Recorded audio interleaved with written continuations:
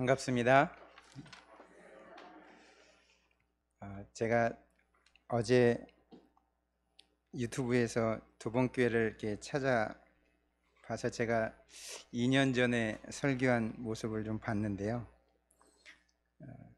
코로나에 걸리고 한 달 만에 이렇게 와서 교회 뭐 어디 갈 수도 없는 그런 상황에서 또 우리 최 목사님께서 또 수요일에 마지막 가기 전에 그래도 예배 인도하고 가라고 해서 이렇게 서게 해주셔서 너무 감사했고, 그때도 여러분들 그래도 많이 또 참여해 주시고, 우리 최 목사님 꼭 동원가 같아요. 다 모이라 하면 다 모이고 잘 모이시는 것 같아요. 오늘도 또 중고등부 청년부까지 모였나요? 너무 감사합니다. 그때 하여튼 좀 힘이 좀 없는 것 같더라고요. 오늘 좀 힘을 내서 말씀을 증거하도록 하겠습니다. 저도 지금 이제 3주밖에 안 됐는데요. 교회 이제 사임을 하게 되고, 좀 어렵게 좀 결정을 하고 파키스탄에 가서, 그동안 계속 이제 미국에서 파키스탄 창세국제학교를 저도 이제 소개받게 되었고, 이렇게 그곳에 계속 이렇게 연관되어서 한 10년을 가까이 그곳에서 이제 상황을 살펴보고 있었는데요. 그 파키스탄 여러분들 아시겠지만 이슬람권이잖아요. 이슬람권이고 복음을 전하기가 참 어려운 나라입니다. 그럼에도 불구하고 그곳에 이제 전략적으로 우리나라에도 처음에 선교사님들이 오셔서 학교를 세우고 병원을 세운 것처럼 그 파키스탄 땅에 사막 지역에 학교와 병원을 세웠습니다. 그리고 아이들께 지낼 수 있는 기숙사를 세웠습니다. 그래서 그곳에서 사막 지역이다 보니까 파키스탄도 지금 이번에 물난리 때문에 이 남부 지역에, 이 사막 지역에 비가 더 많이 와서 사실 피해가 너무 큽니다. 저도 지금 사진으로 이렇게 좀 보니까요, 이 사막 지역이다 보니까 진흙으로 이렇게 집을 짓고, 우리 옛날 진흙으로 집을 짓고 거푸집으로 덮어서 이렇게 지낸 거하고 똑같이 그렇게 지금 지내고 있는데요. 비가 너무 와서 비가 잠기니까 그냥 흙이 다 무너져 내려서 집이 다 무너지고, 사람들이 이제 길거리에 지금 나앉아서 텐트로 천막 치고 이렇게 좀 지내고 있는 그런 모습들을 보게 되는데요. 파키스탄 정부에서도 이 사막 지역은 참 관리하기가 너무 어렵고, 그래서 마을이 한 300개 마을이 있습니다. 300개가 넘는 마을이 있고, 그 마을 사람들을 관리를 하지 못하기 때문에 그 아이들은 사실 뭐 제대로 교육도 받지 못하고 지내고 있습니다. 그래서 먼저 가신 선교사님, 토마스 선교사님이 그곳에 학교를 세우면서 그 아이들을 데려다가 공부를 가르쳐주고, 또 기숙사에서 먹이고 재워주면서 성경을 가르쳐주겠다는 조건으로 그 마을에 있는 아이들을 데려와서 공부 가르쳐주고 성경 공부를 하면서 그 아이들을 신앙으로 키워나가는 그런 일을 하고 있습니다. 또 병원도 세워서 그곳에 치료받지 못하는 환자들을 치료하고, 그래서 그곳에 이제 소위 말하는 추장이라고 할 수 있겠죠. 그 마을마다 이제 그 추장이라고 할 수 있는 그런 분들이 계시는데, 그런 분들이 와서 치료를 받고 복음을 받아들이면 그 마을 전체가 다 복음화가 되는 거예요. 그래서 참 그런 일들도 일어나고 있고, 또 아이들이 지금 한 10여 년 크다 보니까 이 아들이 졸업을 하고 대학을 가서 다시 학교로 돌아와서 선생으로 세워지는 그러한 일들이 이루어지고 있습니다. 참 하나님의 은혜로 감사하게 일들이 진행되어져 있고, 저희 미국의 이제 몇몇 교회 목사님들과 함께 협력해서 학교에 이제 매달 이렇게 돈을 지원하면서 학교를 지금 운영을 하고 있습니다. 그래서 영주권이 나오지 않아서 계속 이제 온라인으로만, 또 그 선교사님이 오셔야만 소식을 들을 수 있었는데, 영주권을 받고 나니까 또 코로나가 전 세계에 퍼지는 바람에 또 가지를 못하고 그러는 상황 가운데, 이번에 이제 제가 또 가려고 했는데 또 총회 모임이 있고 뭐 여러 가지 또 상황이 계속 안 되더라고요. 그래서 저는 이제 제가 세워진 저에게 이제 섬기라고 주신 그 텍사스 샌안토니오 새생명교회에서 좀 선교사로 파송을 받아서 이렇게 가고 싶은 그런 마음이 좀 있었는데, 교회가 또 코로나로 인해서 여러 가지로 또 어려운 상황이 또 되다 보니까 좀 그냥 사임만 하고 후임을 새로운 목사님을 두고 제가 이제 파키스탄으로 지금 가려고 준비를 하고 있습니다. 그래서 많이 기도해 주시고요. 그 아이들 계속해서 또 말씀으로 자라가면서 그 아이들이 그 땅의 크리스찬 리더로 세워져서 이 파키스탄이 변화되는 것을 보는 것이 저희들의 꿈이고 기도 제목입니다. 그래서 여러분들이 기도해 주시면 감사하겠습니다. 이 시간 우리가 함께 나눌 이 말씀, 오직 의인은 믿음으로 말미암아 살리라. 우리가 신앙생활을 오래 하면서, 제가 또 미국에서 사역을 하면서 그렇게 보면 신앙에 연륜이 있는 분들이 참 많이 계십니다. 그런데 그 믿음에 확신이 없고 그 믿음으로 살아가지 못하는 모습들을 많이 보게 됩니다. 그래서 그것이 참 늘 안타깝고, 또 제 자신도 돌아보면서 정말 내가 하나님 안에, 그 믿음 안에 내가 살고 있는가, 늘 제 자신을 또 점검해 볼 때 또 놀라운 또 저의 모습을 보게 되면서 다시 또 기도하며 또 일어서는 그러한 모습들을 보게 되는데요. 참 코로나로 인해서 여러분들도 힘든 시간들을 보내셨겠지만, 또 미국에 있다 보니까 이 코로나로 인해서 새벽 기도가 끊겨버리고 교회의 기도의 소리가 들리지 않게 되는 그러한 상황이 되다 보니까 저도 참 힘들더라고요. 혼자 나와서 이렇게 기도하고 하는 것이 너무나도 또 힘든 그런 시간들을 보냈고, 그래서 혼자 제 강단에 서서 설교하면서 녹음해가지고 그걸 카톡으로 교인들에게 보내드리고 언제든지 또 들으면서 또 처해진 곳에서 기도하시라고 이렇게 보내기도 했는데요. 우리가 믿음으로 살아가지 않으면 참 너무나도 힘든 그러한 시대를 우리가 살아가고 있습니다. 혹시 여러분들 제가 잠깐 좀 조사를 좀 해보고 싶은데요. 신앙이 지금 한 5년에서 10년 안에 지금 믿은 지 얼마 안 됐다 하시는 분 혹시 얼마나 계시는지? 예, 몇 분 안 계시고, 어려서부터 나는 부모님 뱃속에서부터 신앙생활 좀 해왔다 하시는 분들은, 예. 그러면 근데 모태신앙도 그렇게 많지는 않네요. 그러면 다들 신앙 연륜이 그러면 이제 한 10년, 20년, 한 30년 되신 분들이 그러면 대부분인가요? 예. 예. 우리가 참 신앙의 연륜이, 저는 참 교만한 마음이 좀 있었어요. 어렸을 때 중고등부 시절에 나름 굉장히 열심을 내고 이렇게 신앙생활을 했거든요. 그래서 장로님들이나 이렇게 어르신들을 바라보면서 좀 교만한 생각인데, 내가 나이는 어리지만 내가 믿음은 당신들보다 낫다, 이런 생각을 가지면서 자부심을 가지면서 신앙생활을 했던 그런 생각이 좀 듭니다. 지금 너무나 생각해보면 좀 부끄러운데요. 우리가 믿음에 있어서는 정말 자부심을 가지고 하나님 앞에 신앙의 연륜이 사실 상관이 없거든요. 아무리 신앙의 연륜이 얼마 되지 않는다 할지라도 우리가 하나님을 믿는 그 믿음 안에 분명히 서 있는 사람이, 그 사람이 정말 진짜 하나님의 자녀이고 하나님께 속한 사람인데, 아무리 신앙생활이 30년, 40년이 됐다 하더라도 이 믿음 안에 온전히 서 있지 않으면 참 알 수가 없어요. 제가 목회하면서 특히 좀 연세가 있으신 분들에게 다가가서 이제 죽어도 천국에 가실 자신이 있으십니까? 하고 물어보면 여러분들 혹시 어떠세요? 이제라도 내가 죽으면 천국 갈 수 있다, 자신 있게 말씀하실 수 있으세요? 근데 대부분 좀 많은 연세 드신 분들은 자신 없어 하세요.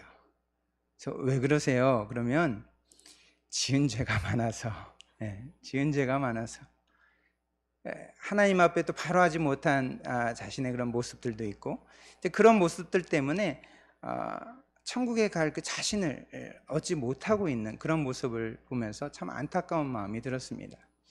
우리의 행위로 가는 것이 분명 아닌데 자신의 그런 행위 때문에 또 힘들어하고 내가 과연 진짜 천국에 갈 수 있을까 이렇게 고민하시는 분들도 계시고, 또 반대로 어떤 분은 전혀 신앙의 믿음의 삶을 살아가지 않으면서 나 예수 믿는다 예수 믿으면 천국 간다고 하니까 믿는다고 하면서 신앙의 믿음의 삶은 또 전혀 살아가지 않고 뻔뻔하게 살아가는 사람도 있습니다. 참 너무나 안타깝죠. 이 로마서는요, 이 사도자 바울이 로마에 있는 교인들에게, 그래서 이 복음이 무엇인가, 우리가 어떤 믿음으로 살아가야 되는가에 대해서 말씀해 주는 책이라고 할 수가 있겠습니다. 사도자 바울은 이 로마의 교회를 가기를 너무나도 원했습니다. 가보지 않았는데 그곳에 교회가 있다는 소식을 듣고 이곳에 가서 정말 참된 복음을 저들에게 좀 전해야 되겠다라는 그러한 사명감을 가지고 있었습니다. 그래서 우리가 읽지 않았지만 그 앞서 13절만 잠깐 보시더라도, 형제들아 내가 여러 번 너희에게 가고자 하는 것을 너희가 모르기를 원하지 아니하노니 이는 너희 중에서도 다른 이방인 중에서와 같이 열매를 맺게 하려 함이로되 지금까지 길이 막혔도다 그랬습니다. 이 로마에 있는 교회는요, 이 사도들이 가서 세운 교회가 절대 아닙니다. 이 사도자 바울도 가보지도 않았는데 교회가 세워진 거예요. 그래서 아마도 이제 추정하기는 오순절에 다들 이제 유대인들은 흩어져 있다가도 오순절 또 유월절 이런 날에 큰 명절이기 때문에 다 예루살렘에 와서 거기서 제사를 드리고 다시 돌아갑니다.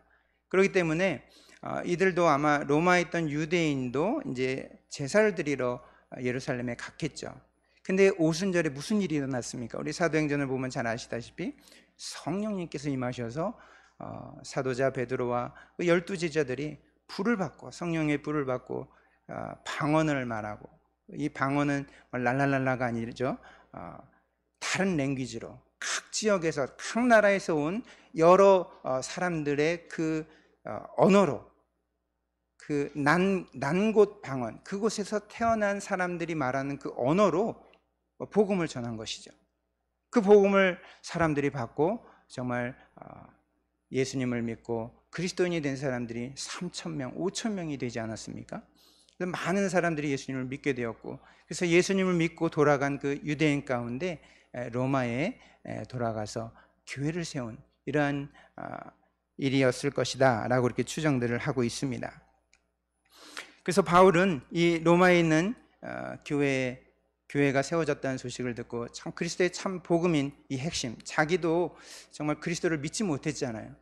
그리스도가 메시아, 오늘 오전에도 우리 목사님께서 말씀해 주셨지만 예수님께서 그리스도시다, 이분이 정말 메시아, 우리가 기다렸던 그 메시아다라는 사실, 우리를 구원해 주실 유일한 그 구원자이신 예수님이다라는 사실을 본인이 분명하게 깨달았기 때문에 그 로마에 있는 교인들에게 이 복음을 확실하게 전해주기를 간절히 원했던 것입니다.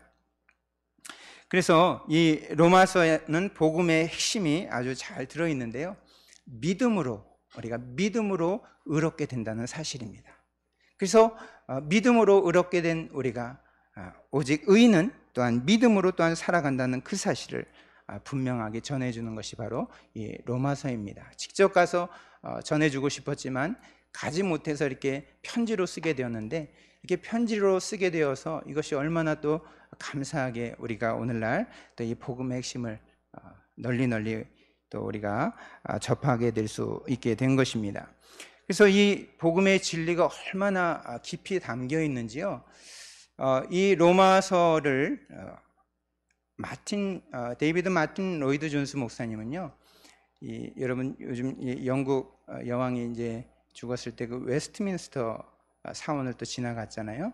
거기에서 그 웨스트민스터 그 사원에서, 그곳에서 이 로이드 존스 목사님께서 설교를 13년 동안 여기 로마서를 13년 동안 설교했다는 게 믿어지십니까? 그분이 설교한 그 설교 원고가 있어서 그 원고를 모아서 책을, 로마서, 마틴 로이드 존스 목사님의 로마서 강해서가 편찬이 됐는데요, 이 성경책만한 두께로 14권입니다. 저도 다 못 읽어봤어요. 그래서 필요한 부분만 이렇게 설교할 때 좀 참고하고 있는데요, 근데 지금 읽어도 지금 읽어도 너무나도 귀한 진리를 선포하고 있는 것을 보게 됩니다. 혹시 관심이 있으신 분들은 한번 도전해 보십시오. 로이드 존스 목사님의 로마서를 한번 읽어보시면 또 많은 은혜를 얻게 될 것입니다. 이 사도행전에서 보게 되면 사도자 바울이 이렇게 유럽으로 건너가서 복음을 전하다가 또 유대인들이 막 죽이려고 달려드니까 밤에 급하게 또 배를 타고 이렇게 내려오게 됩니다. 그래서 고린도 지역을 이제 가게 되는데요. 그 고린도 지역에서 만난 사람이 있습니다. 부부를 만났는데 누군지 혹시 아십니까? 예, 브리스길라 아굴라. 예. 근데 누가 남자고 누가 여자일까요? 아굴라가 남자고 브리스길라 이분이 여자분이에요. 예. 보통 남자 이름이 먼저 오게 되는데 여자분의 이름이 먼저 오게 됐는데요. 또 이제 이 당시 이제 그만큼 이제 그리스 헬라 문화가 이제 세워지고 또 이 브리스길라는 그 로마의 귀족 출신입니다. 그렇기 때문에 좀 더 지위가 높은 사람의 이름을 이렇게 먼저 세우는 것이 또 관례이기도 했기 때문에 브리스길라라는 이름이 또 먼저 세워지고 또 성경에 계속 좀 보다 보면 이 브리스길라가 오히려 더 신앙적으로 활동을 많이 해서 이름이 또 앞서 세워지게 된 것 같습니다. 그런데 이들이 왜 로마에 있다가 고린도로 왔을까요? 당시에 로마의 황제는 글라우디오 황제라는 글라우디오라는 사람이 황제로 있었는데요. 유대인과 그리스도, 제가 아까도 말씀드렸듯이 유대인 가운데 이제 그리스도인이 된 사람이 로마로 다시 돌아가서 그리스도인이 되었는데 이 그리스도인들이 이제 점점 형성이 되면서 유대인들과 자꾸 충돌이 일어나는 거예요. 유대인들은 예수가 그리스도라고 믿지 않기 때문에 자꾸 이렇게 소동이 일어나게 되기 때문에 이게 자꾸 문제가 생기니까 글라디오 황제 때에 유대인들을 다 추방시켜 버린 거예요. 추방을 하다 보니까 이 브리스길라와 아굴라 부부도 추방령 때문에 쫓겨나면서 이 고린도 교회를 이제 가게 된 것이죠. 그렇게 가다가 사도자 바울을 만났습니다. 근데 이들도 텐트를 만드는 그런 장막 사업을 하고 있었는데 이 바울도 이렇게 스스로 이렇게 텐트를 만들면서 그걸로 자신의 그런 생활비를 또 마련하면서 이렇게 전도를 했잖아요. 그래서 그렇게 귀하게 그 만남을 통해서 로마에도 교회가 있다는 사실을, 교회가 세워진다는 사실을 듣고 너무나 반가워서 이렇게 복음을 글을 또 쓰게 된 것입니다. 그래서 14절을 다시 보시면 헬라인이나 야만인이나 지혜 있는 자나 어리석은 자에게 다 내가 빚진 자라. 그러므로 나는 할 수 있는 대로 로마에 있는 너에게도 복음 전하기를 원하노라. 사도자 바울은 그도 유대 출신으로서 그리스도인들을 얼마나 핍박하고 잡아 죽이고 옥에 가두는 그런 일에 앞장을 섰던 자이기 때문에 예수님이 그리스도라는 사실을 분명하게 깨닫고 나서 그는 복음에 빚진 자다. 나는 정말 그리스도에게 빚진 자라는 사실을 깨닫고 복음을 어떻게 하든 전하려고 힘을 썼던 그런 모습을 우리가 볼 수가 있습니다. 바로 사도자 바울은 복음을 전할 책임을 강하게 느꼈던 것입니다. 그래서 마치 자신이 어떤 변제해야 할 채무가 있는 사람인 것처럼 그렇게 여기고 복음을 전하는 그 일을 했던 것입니다. 하나님을 대적하고 그 하나님께서 보내주신 하나님의 아들 예수 그리스도, 독생자 예수 그리스도를 보내주셔서 우리를 구원해 주신 그분이 메시아다, 그리스도라는 사실을 깨닫지 못하고 핍박했던 그러한 자였는데 하나님께서 특별히 또 사랑해 주셔서 그를 주님을 만나게 해주시고 변화시켜 주셔서 하나님의 사람으로 새롭게 만들어 주셨기 때문에 그는 그 구원의 은혜에 너무나 감사해서 마치 자신이 빚진 자인 것처럼 그 빚을 갚아야 되는 사람인 것처럼 그렇게 책임감을 느끼면서 복음을 전했던 것입니다. 그는 절대로 복음 전하는 것을 억지로 한 것이 아닙니다. 진심으로 감사해서, 구원의 은혜에 감사해서 복음을 증거한 것입니다. 발길이 닿는 곳마다 복음을 증거하였습니다. 제가 이제 한국에 와서 이제 사임을 했다고 하니까 이제 한국에서도 또 교회들이 있고 또 교회 어려움들이 또 있다 보니까 한국에서 이렇게 많이 사역하기를 또 많이 권하시고 한국에서 사역했으면 좋겠다라는 그런 권면들을 많이 해주십니다. 그러면서 가까운 이웃이 먼저지 왜 자꾸 멀리 나가려고 그러냐고 그러시는 분들도 계시는데요. 정말 그래요. 우리의 이웃이 누구인가 생각해 볼 때 나와 가까운 사람이 이웃이 아니에요. 예수님께서도 사마리아 그 상처받고 걸반 죽어가는 그 사마리아인을 비유를 통해서 말씀하시면서 누가 이웃이냐라고 했을 때 가까운 사람이 이웃이 아니라는 것을 말씀해 주셨잖아요. 우리의 이웃은 도움이 필요한 자들이 이웃인 것입니다. 그래서 사도자 바울은 그 도움이 필요한 사람, 복음이 필요한 자들에게 가서 복음을 전하는 것이 그의 사명이었다는 것이죠. 그래서 마케도니아 사람이 환상을 가운데서 우리를 도우라, 우리를 좀 도와달라라는 그 환상을 보고 발길을 돌려서 소아시아 지역을 복음을 전하려고 했는데 유럽으로 그냥 달려가잖아요. 복음이 필요한 곳에 우리의 이웃에게 복음을 증거할 곳이 있다면 그곳이 우리의 이웃이고 그곳을 향해서 우리는 나아가야 됩니다. 내 민족, 내 교회, 이게 아니에요. 복음이 필요한 것은 어디든 우리가 가서 그들을 이웃으로 사랑으로 그들을 부둥켜 안으면서 복음을 전해야 하는 것입니다. 그래서 고린도전서 9장 16절에 보면 내가 복음을 전할지라도 자랑할 것이 없으면 내가 부득불 할 일임이라. 만일 복음을 전하지 아니하면 내게 화가 있을 것이로다. 내가 내 자의로 이것을 행하면 상을 얻으려니와 내가 자의로 아니한다 할지라도 나는 사명을 받았노라. 그런즉 내 상이 무엇이냐? 내가 복음을 전할 때에 값없이 전하고 복음으로 말미암아 내게 있는 권리를 다 쓰지 않는 이것이로다. 내가 모든 사람에게 자유로우나 스스로 모든 사람에게 종이 된 것은 더 많은 사람을 얻고자 함이라. 약한 자들에게 내가 약한 자와 같이 된 것은 약한 자들을 얻고자 함이요 내가 여러 사람에게 여러 모습이 된 것은 아무쪼록 몇 사람이라도 구원하고자 함이니 내가 복음을 위하여 모든 것을 행함은 복음에 참여하고자 함이라 그랬습니다. 이렇게 사도자 바울은 자신이 복음을 전하는 것이 마땅한 일이고 당연한 일이라고 생각하면서 그는 기쁜 마음으로 복음을 전하였습니다. 자신에게 주어진 권리를 쓰지 아니하고 오히려 유대인이면 유대인에게 맞게, 헬라인이면 헬라인에게 맞게 그들의 상황과 그들의 형편과 그들의 눈높이를 맞춰가면서 복음을 증거한 것입니다. 그래서 그는 절대로 복음을 부끄러워하지 않고 담대하게 복음을 전했던 것입니다. 오늘 16절에도 보시면 내가 복음을 부끄러워하지 아니하노니 이 복음은 모든 믿는 자에게 구원을 주시는 하나님의 능력이 됨이라.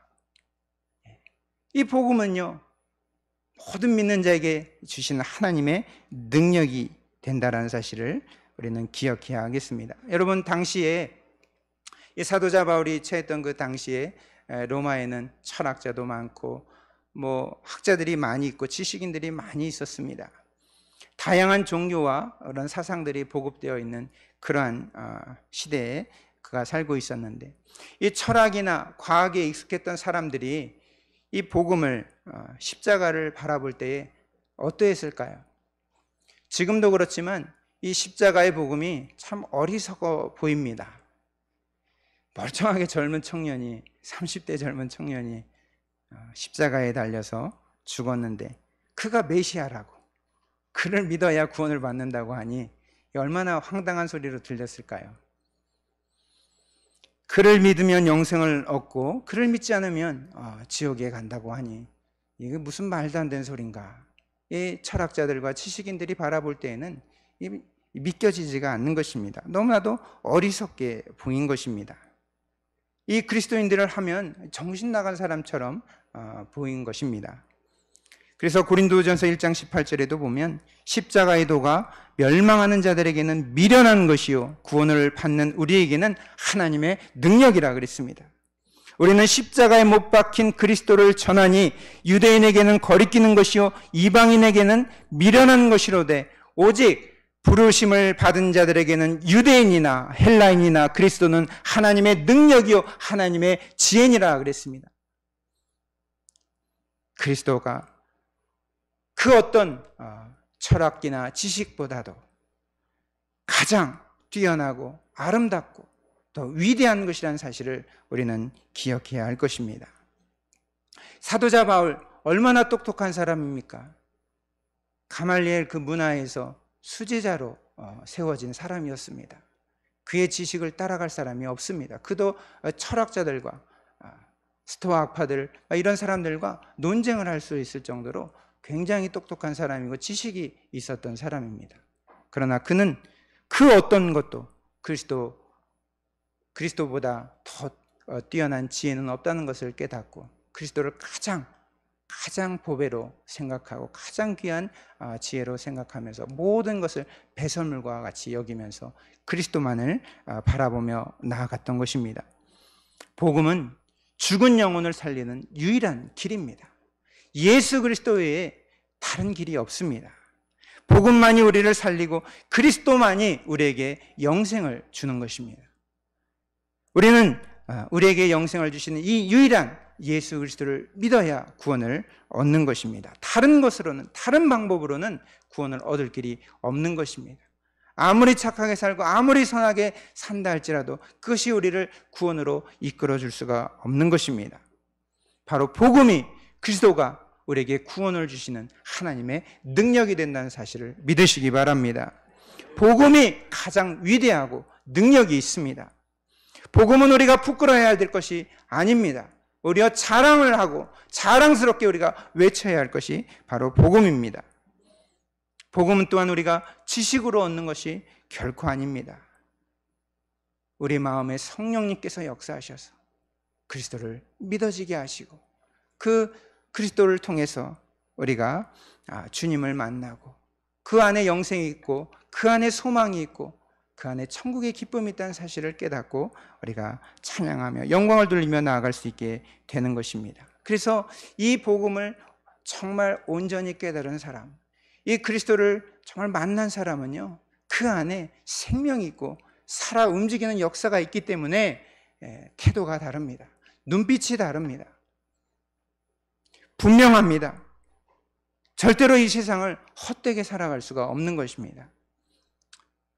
그렇지만 제 딸 자랑을 좀 잠깐 하겠는데요. 저보다 먼저 파키스탄을 갔어요. 이번에 여름에 방학 때 파키스탄을 먼저 갔는데 그곳에 가서 이 아이들을 보면서 또 원래는 이제 의사가 되는 막 피 흘리고 이런 거는 의사가 되는 것은 너무 힘들어서 또 공부를 너무 많이 해야 되니까 자기는 공부 너무 많이 하기 싫다고 그래서 치과 의사를 하겠다고 그러더라고요. 그래서 미국은요 치과 의사를 그냥 일반 대학 4년만 졸업해도 치과 의사를 할 수가 있어요. 그래서 물론 전문적인 치료는 할 수 없지만 기본적인 치과 치료는 할 수 있고 그래서 의사 자격증을 줍니다. 그래서 편하게 그렇게 하려고 생각을 하고 이렇게 공부를 하고 있었는데요. 파키스탄에 가서 얘가 처음으로 생명이 태어나는 거를 얘가 같이 닥터민 선교사님하고 같이 가서 그 아이를 받은 거예요. 그래서 생애 처음으로 그 핏덩이를 보면서 생각을 많이 하게 되고 그곳에 또 어린 사람들 또 아픈 사람들 병든 사람들 이렇게 치료하고 그들에게 복음을 전하는 것이 정말 귀하다는 것을 깨닫고 갔다 오더니 아빠 저 의사 될래요 그러더라고요. 그래서 자기 파키스탄 가서 의료 선교하고 싶다고 그러더라고요. 그래서 너무 감사했는데요. 정말 이 복음을 제대로 우리가 경험하고 이 복음에 그리스도 안에 이 생명이 있다는 사실을 깨닫게 되면요, 이 생각이 달라지게 되고 우리의 비전이 달라지게 되는 것입니다.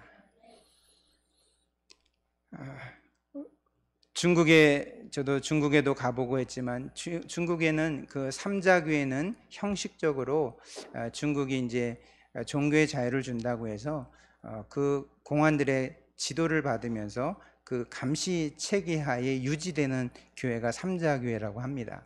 그러나 그런 지도를 받지 않고 정말 복음을 외치면서 나아가겠다고 하는 교회들을 지하교회로 이렇게 그냥 다 분류를 합니다. 지하에 있어서 지하교회가 아니라 그런 정부의 그런 간섭을 받지 않고 정말 순수하게 복음을 외치겠다라고 하는 교회들을 지하교회라고 하는데요. 그런 지하교회들이 지금 얼마나 핍박을 받는지 모릅니다. 처음에는 그냥 놔둬요. 교회가 성장하고 이렇게 어느 정도까지를 이들이 다 지켜보고 있습니다. 그래서 이 교회가 어느 정도 성장하고 이제 숫자가 점점 더 불어나면 이들의 세력을 이제 더 이대로 그냥 놔두면은 이제 안 되겠다 생각할 때 지도자들을 잡아가고 교회를 흐트러 버립니다. 그리고 교회를 폐쇄시키고 교회를 문을 닫게 만드는 거예요. 그래서 다 흩어져 버리게 만듭니다. 그래서 믿는 것을 또 방해하는 것이죠. 왜 그런가? 이 그리스도인들에게 능력이 있고 힘인 걸 압니다. 이 중국 공안들이 그리스도인들에게는 분명히 뭔가 모를 그 힘이 있고 능력이 있는 것을 알기 때문에 저들이 일어서면 무서운 거예요. 그렇기 때문에 교회를 탄압하고 어느 정도까지는 그냥 봐주지만 그 이상 넘어가게 되면 이들이 무너뜨리고 방해 공작을 펴고 저들이 길을 펴지 못하도록 눌러버리는 것이죠. 공산정권이 무너질 수도 있기 때문에 그들이 무서워서 그렇게 하는 것입니다. 이것을 보면 정말 우리는 복음의 능력이 있고 그리스도 안에 능력이 있다는 것을 우리는 분명히 알 수가 있습니다. 복음에는 능력이 있습니다. 이 능력이 누구에게 나타나는 것입니까? 이 복음의 능력은, 이 하나님의 능력은 바로 예수 그리스도를 믿는 자들에게 나타나는 것입니다. 오직 예수님의 그 십자가의 보혈로 우리가 구원을 얻었다는 그 사실을 믿는 자들에게 하나님의 능력이 나타나는 것입니다. 예수님을 믿는 자들에게는 하나님의 놀라운 능력이 나타납니다. 정말 그 안에 생명이 살아 꿈틀거리면서 뭔가 내가 해야 되겠다, 주님 나라를 위해서 내가 무엇을 해야 할지를 깨닫게 되는 것입니다. 이 하나님의 능력은 바로 죽은 자를 살리는 능력입니다. 죽었던 영혼을 살리는 그 능력이 바로 하나님의 능력인 것입니다. 기적을 행하고 뭐 환상을 이런 게 아니라 죽은 영혼을 살리는 이것이 바로 하나님의 능력인 것입니다. 죄로 인해서 멸망을 받을 그 자리에서 영광의 자리로 끌어올리는 능력이 바로 하나님의 능력입니다. 죄의 사슬을 끊어버리고 자유와 기쁨을 누리며 그 하늘의 소망을 얻는 것, 사망에서 생명으로 옮겨지는 것이 바로 하나님의 능력이 되는 것입니다. 이 능력을 가지고 우리는 살아가는 것입니다. 이 능력을 여러분들 꼭 소유하시길 바랍니다. 복음의 능력이 우리 안에 있기를 축복합니다. 예수 그리스도를 믿는 자들은 신분이 완전히 변화되게 됩니다. 예수 그리스도를 믿는 자들은 바로 사단의 종로를 타던 그 신분에서, 우리 오전에 우리 목사님 목회자를 종놈이라고 그랬는데 우리 사단의 종놈들이었어요. 그런데 우리가 하나님의 쓰임받는, 하나님께 쓰임받는 종이 되는 것이죠. 이것이 놀라운 신분의 변화라고 할 수가 있겠습니다. 예수 그리스도를 믿는 자들은 죄의 신분에서 의인의 신분으로 바뀌게 되는 것입니다. 이것이 얼마나 놀라운 일인지, 진노의 자녀에서 하나님의 자녀로 바뀌게 되는 놀라운 은혜를 우리가 잊게 되는 것입니다. 에베소서 2장 3절에 보면 전에는 우리도 다 그 가운데서 우리 육체의 욕심을 따라 지내며 육체와 마음에 원하는 것을 하여 다른 이들과 같이 본질상 진노의 자녀이었더니 긍휼이 풍성하신 하나님이 우리를 사랑하신 그 큰 사랑을 인하여 허물로 죽은 우리를 그리스도와 함께 살리셨고 너희는 은혜로 구원을 받은 것이라. 또 영접하는 자 곧 그 이름을 믿는 자들에게는 하나님의 자녀가 되는 권세를 주셨다 그랬습니다. 바로 사도자 바울이 자신의 전생애를 주님을 위해 바칠 수 있었던 것은 바로 예수 그리스도로 말미암아 자신의 신분이 바뀌었다는 사실을 깨달았기 때문입니다. 하나님의 자녀가 되었다는 사실을 분명히 깨달았기 때문에 그는 주님을 위해서 자신의 삶을 온전히 드리게 된 것입니다. 이러한 깨달음이 우리 안에도 있어야 할 것입니다. 교회에 오래 다니고 신앙에 그냥 젖어서 그냥 습관처럼 다니는 것이 아니라 이 복음의 능력이 우리 안에 있어야 되고 그리스도의 그 생명이 우리 안에 있어야 하는 것입니다. 우리가 언젠가는 주님 앞에 가게 되지 않습니까? 제 안에도요, 그런 마음들이 늘 있어요. 제가 이게 샌안토니오 처음 이제 목회지로 갔을 때 어떤 분이 그러더라고요. 자기 이제 집 짓는 거를 이렇게 보여주면서 목사님도 여기 이제 지내시려면 집 하나 장만하세요. 그러는 거예요. 근데 진짜 텍사스는 정말 싸요. 지금 서울의 집값들이 너무 비싸잖아요. 근데 텍사스 그 집 하우스 막 2층 집, 정원이 있고 뒷마당이 있는 그런 2층 집이 20만 불, 25만 불이면 사는 거예요. 2억, 뭐 2억 5천, 3억 정도 사이면 좋은 집에 살 수가 있습니다. 굉장히 싸잖아요. 근데 이 아파트, 그 조그만 그 아파트 그 통로에 그 한 칸, 그 한 칸이 막 10억, 20억 하는 거 보면 진짜 저도 이제 이해가 안 가는데, 근데 그때도 쌌지만 싸면 뭐합니까? 돈이 없는 걸. 근데 지금은 많이 또 올랐어요. 미국도 지금 집값이 많이 올라서 그런 집들이 지금 40만 불, 이렇게 막 2배로 지금 막 뛰었습니다. 그러니까 제 안에도 이렇게 막 돌아다니고 이렇게 또 집 없이 이렇게 떠돌이 생활을 하는 그런 것이 한편으로는 좀 그렇기도 해요. 제 딸도 집이 있어서 너무 좋다고, 머물 집이 있어서, 제 집이 있는 것이 아니라 머물 집이 있어서 좋다고 하는데, 이제 필라델피아에서 공부를 하다 보니까 방학 때는 이제 집에 오게 되는데, 이런 머물집이 있다는 것이 참 좋다라는 그런 얘기를 하는데, 이제 제가 파키스탄으로 이제 사임도 하고 이제 떠나게 돼서 이제 집도 이제 머물 곳이 이제 저도 없어요. 이제 아예 이제 렌트해서 사는 집도 없게 되는 그런 상황이 되어서 참 아이들에게 좀 미안한 마음도 있긴 한데, 한편으로는 저도 그래도 머물 집이 있으면 좋겠다 그런 생각을 저도 갖기는 합니다.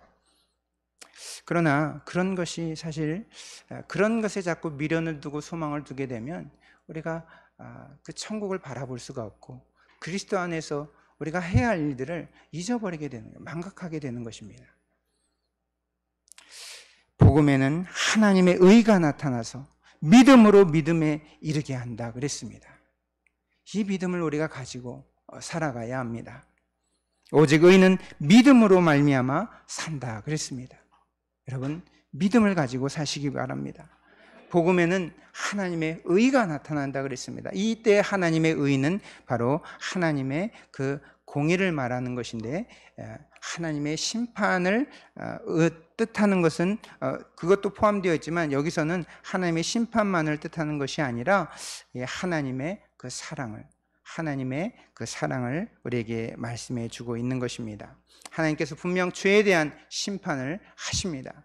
그러나 하나님께서는 그리스도를 이 땅에 보내주셔서 예수 그리스도를 통해서 구원 얻는 길을 우리에게 보여주셨습니다. 이것이 바로 하나님의 의인 것입니다. 우리가 죽어야 되는데, 내가 죽어야 되는데, 죄 때문에 죽어야 될 나의 생명을 주님께서 예수 그리스도를 통해서 대신 죽게 하심으로 인해서 예수 그리스도를 믿음으로 영생을 얻게 하고 구원을 얻게 하는 이 하나님의 의가 나타난 것입니다. 바로 하나님께서 예수 그리스도를 통해서 그 공의를 이루어 나가시는 것입니다.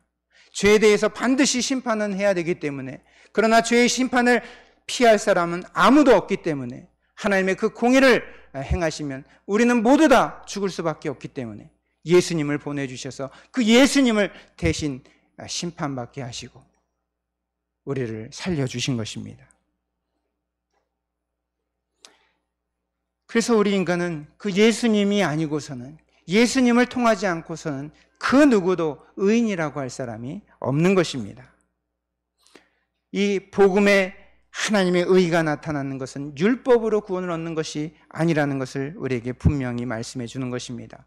예수 그리스도로 말미암아 얻는 이 구원을 우리에게 말씀해 주는 것입니다.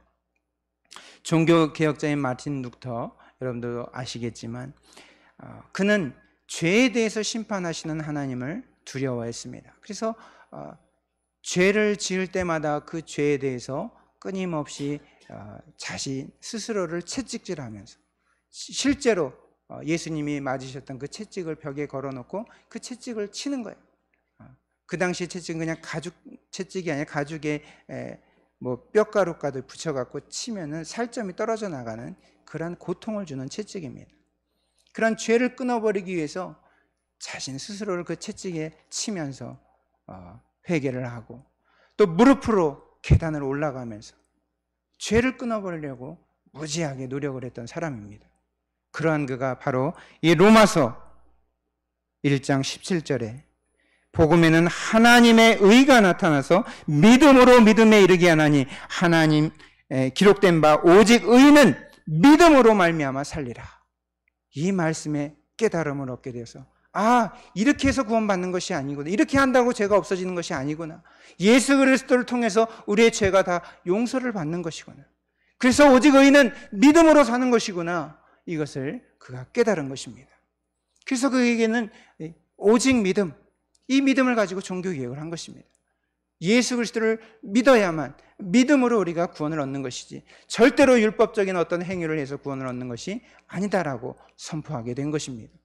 그래서 한때 그는 야고보서를 지푸라기 서신이라고까지 이렇게 낮게 보기도 했습니다. 야고보서가 행위를 자꾸 강조하니까 행위로 구원받는 것이 아니라고 지푸라기 서신이라고까지 이렇게 낮게 평가를 했지만, 야고보서는 뭐 행위로 구원받는다는 말씀이 또한 물론 아니었는데, 그렇게 그가 믿음을 너무 강조하다 보니까 그렇게까지 평가절하를 했던 것을 볼 수가 있습니다. 이 로마서 말씀을 통해서 바로 모든 예수님을 통해서 우리의 모든 죄가 해결되어지고 우리가 의인이라 칭함을 받게 된다라는 사실을 깨달은 것입니다. 제가 종종 하는 비유 중에 하나가 거지와 왕자 비유거든요. 여러분들 잘 아시겠지만 왕자가 성에서 밖으로 나와서 거지를 만났는데 자기하고 얼굴이 너무나 똑같아가지고 옷을 바꿔 입잖아요.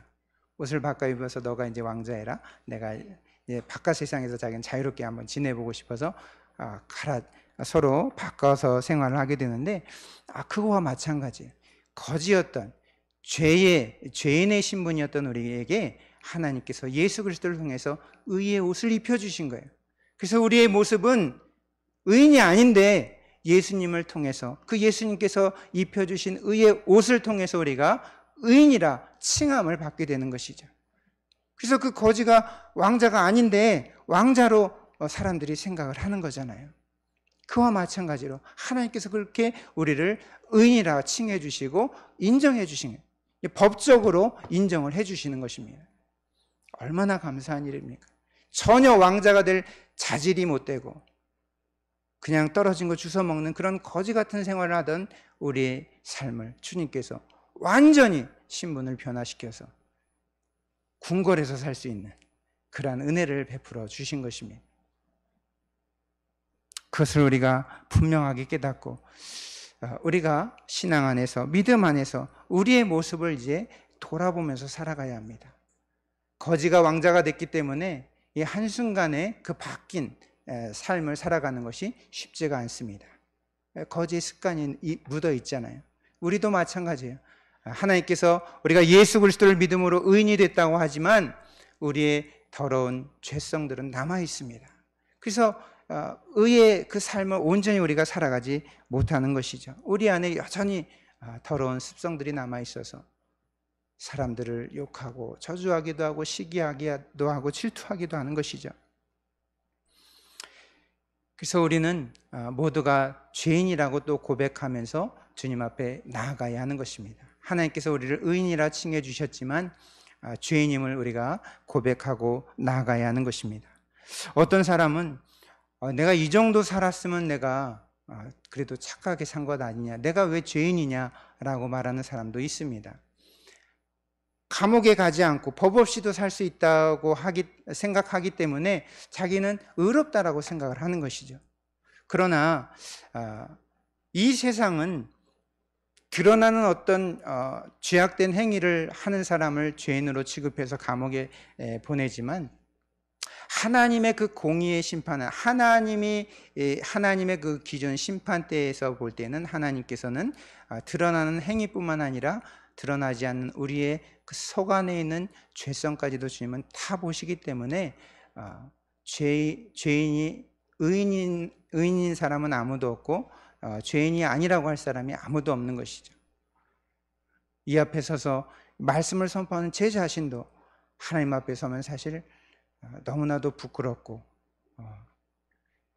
구원받을 수 있을까라는 그러한 생각이 들 정도로 제 안에도 더러운 죄성들이 여전히 남아있고, 그것 때문에 하나님 앞에 또 무릎을 꿇고 기도하면서 주님의 그런 거룩한 형상을 닮아가기를 기도하는 것입니다. 성령님의 열매, 우리에게 그 성령의 그 열매를 맺혀가라고 말씀하시는 것이, 우리 안에 그런 죄성들이 있기 때문에 그것을 벗어버리라고 하는 것입니다. 우리가 마음속으로 악한 생각 한 번도 안 한 사람이 누가 있습니까? 남을 미워하지 않고 살아간 사람이 누가 있습니까? 드러낸 사람과 드러내지 않은 그 차이일 뿐이지 우리는 다 타락한 죄인이라고 할 수가 있겠습니다. 그리고 하나님을 떠난 것이 바로 죄이죠. 그래서 성경에서 말하는 죄는 어떤 행동을 지었다고 해서 그걸 죄라고 하는 것이 아니라 하나님을 떠난 그 자체가, 하나님의 말씀에 순종하지 않은 그 자체가 바로 죄인 것입니다. 그렇기 때문에 나타나는 현상들이 바로 그런 죄악된 현상들이 나타나는 것입니다. 하나님은 완전한 의가 되시는 분이시기 때문에 하나님의 그 의를 우리가 그대로 그 형상을 닮아서 우리가 살아간다면 아무 문제가 없지만, 하나님을 떠나서 하나님의 말씀에 불순종했기 때문에 나도 하나님과 같이 되고자 하는 그러한 마음이 있기 때문에 자꾸 이제 하나님을 거스리다 보니까 죄악된 그러한 삶을 살아가게 되는 것입니다. 그래서 하나님께서 예수님을 보내주셔서 그 예수님을 통해서 하나님의 그 완전한 의를 이루게 하신 것입니다. 히브리서 5장 8절에도 보면 그가 아들이시면서도 받으신 고난으로 순종함을 배워서 온전하게 되셨은즉 자기에게 순종하는 모든 자에게 영원한 구원의 근원이 되시고 그랬습니다. 예수님께서도 기도하지 않으셔도 되는 분이시, 기도하셨고 습관을 따라 새벽에도 또 저녁에도 피곤함에도 불구하고 또 기도하시고 온전히 하나님 뜻에 순종하셔서 그 순종함을 통해서 온전하게 되셨다 그랬습니다. 그래서 그 온전하게 되신 그 예수님을 통해서 우리가 구원을 얻게 된 것입니다. 그래서 우리는 우리 스스로는 결코 이런 온전함에 이룰 수가 없기 때문에 예수님을 통해서 우리가 온전함을 이제 배워나가는 것이고, 예수님을 통해서 우리도 예수님과 같이 그런 순종을 통해서 온전하게 되어가는 것을 깨닫게 되는 것입니다. 그래서 우리가 예수님같이 그 온전함에 이루어야 되는데요, 여기에서 하나님의 의가 나타나서 믿음으로 믿음에 이르게 한다 그랬는데요, 두 가지 믿음이 나오고 있습니다. 믿음에서 믿음으로 이르게 한다. 이 첫 번째 믿음은 뭘까요? 믿음에서 믿음으로 이르게 한다. 첫 번째 믿음은 어떤 믿음일까요? 바로 예수 그리스도를 믿는 믿음, 예수 그리스도를 믿는 그런 첫 번째 관문, 예수 그리스도를 통해서 예수님을 믿음으로 구원 얻는 그 믿음, 첫 번째 믿음을 말하는 것이죠. 그런데 이 믿음에서 그치는 사람들이 있습니다. 예수님을 믿으면 구원받는다, 그래서 예수님 믿어 하고 거기서 그치는 사람들이 있는데요, 그것은 온전한 믿음이 아니죠. 그래서 성경에도 분명히 말씀하잖아요. 믿음에서 믿음으로 이르게 한다. 바로 우리가 예수 그리스도를 이제 믿으면 사도자 바울도 변화된 삶을 살아가고, 거지가 왕자가 됐으면 왕자의 삶으로 이제 변화되어 가야 되는 것이죠. 바로 이 믿음이 두 번째 믿음인 것입니다. 바로 성화, 거룩한 하나님의 형상을 닮아가는, 그리스도의 형상을 닮아가는 그 삶을 살아가는 것이 이제 진짜 믿음이라고 할 수가 있는 것이죠.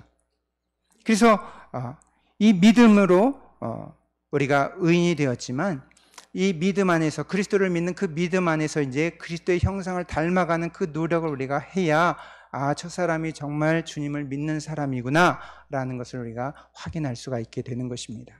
야고보서가 바로 그거예요. 너가 정말 예수님을 믿느냐? 그럼 뭐 보여줘봐라. 넌 뭘로 보여줄 것이냐?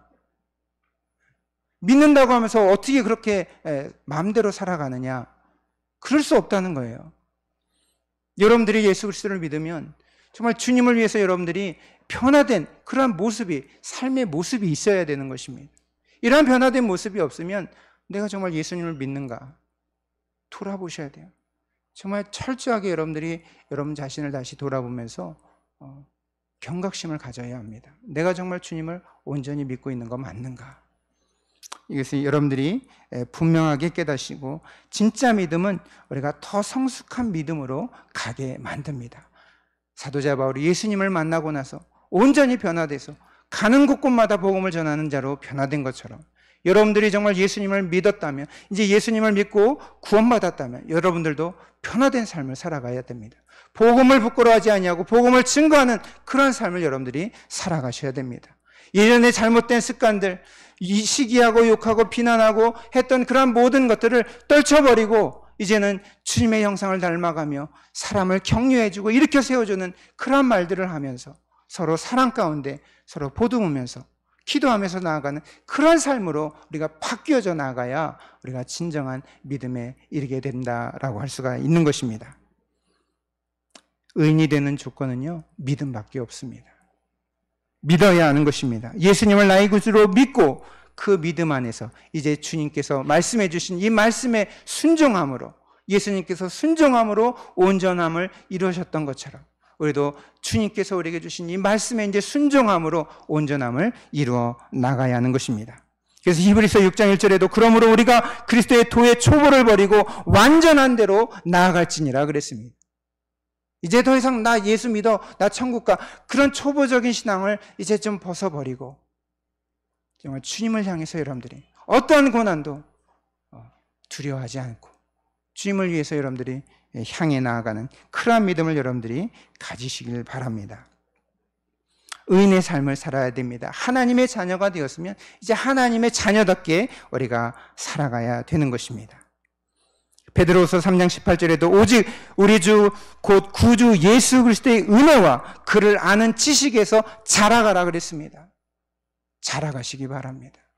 부지런히 여러분들 말씀을 읽으시면서 부지런히 성경을 배우는 그런 시간들 놓치지 말고 여러분들 성경을 배우시면서 말씀 안에서 자라가시기 바랍니다. 그래서 당당하게 주님은 살아계시고 살아계신 그리스도, 살아계신 하나님의 아들이시고 주님이 우리의 유일한 그리스도가 되신다는 사실, 우리의 유일한 구원자가 되신다는 사실을 당당하게 여러분들 선포하시기 바랍니다. 시간이 많이 지나갔네요. 그 이후의 말씀을 또 전해야 되는데 또 이후에 또 목사님 또 가셔야 돼서 더 전해드리기는 어렵고요. 하나님의 능력을 만물을 통해서도 분명히 나타내 보여주셨고 또 우리의 마음 가운데도 양심을 통해서 하나님을 알만한 것들을 분명하게 우리에게 보여주셨기 때문에 우리가 이 다음에 나 주님 몰랐습니다 라고 핑계댈 것이 없다라고 분명하게 말해주고 있습니다. 말씀해주고 있습니다. 그래서 우리는 주님을 이 살아있을 때 분명하게 믿고 나중에 가서 저 몰랐는데요 핑계대지 마시고 하나님 앞에 핑계댈 수가 없다는 거예요. 주님의 그 뜻에 여러분들이 순종하며 살아가시기를 부탁드립니다. 기도하겠습니다. 하나님 아버지, 저희들 신앙 안에서 주님 믿고 살아간다고 하면서 얼마나 정말 주님을 위해서 저희들 살아갔는지 이 시간 돌아볼 때에 부족한 것이 너무나도 많고 여전히 우리 안에 죄성들이 남아있어서 정말 열정적으로 주님을 섬기고 주님을 바라봐야 될 터인데 그렇지 못했던 것 주님 용서하여 주시고 이 시간 다시 한번 우리의 신앙을 돌아보고 정말 복음에 하나님의 의가 나타나서 예수 그리스도를 통하여 우리가 온전한 그리스도인이 되고 의인이 되고 참 소망을 가지고 우리가 살아갈 수 있게 되었다는 사실을 저희들이 분명하게 깨닫고 예수님 안에서 이제 믿음으로 저희들 성장해 나아가게 하여 주시고 주님을 바라보면서 이 세상에 미련을 두지 아니하고 하늘에 소망을 두며 살아가는 저희들 모두가 되게 하여 주시옵소서. 예수님의 이름으로 기도합니다. 아멘.